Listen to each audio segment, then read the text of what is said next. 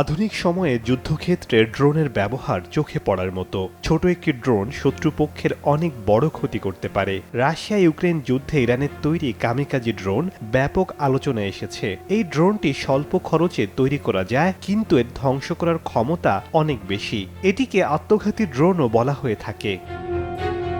বিশ্বের উন্নত দেশগুলো এখন ড্রোন প্রযুক্তিতে মনোযোগ দিয়েছে। বিশেষ করে ইউরোপের দেশগুলো এই খাতে ব্যাপক বিনিয়োগ করছে। যুক্তরাষ্ট্র ইসরায়েল অনেক আগে থেকেই যুদ্ধক্ষেত্রে ড্রোনের ব্যবহার করে আসছে। ইসরায়েল আর্টিফিশিয়াল ইন্টেলিজেন্স প্রযুক্তি সমৃদ্ধ ড্রোন ব্যবহার করে গাজার নিরীহ মানুষদের হত্যা করছে। সম্প্রতি নতুন প্রযুক্তির একাধিক আধুনিক ড্রোন সামনে এনেছে চীন। বিশেষজ্ঞরা দাবি করেছেন, যুদ্ধের সংজ্ঞা পাল্টে দিয়েছে ড্রোন।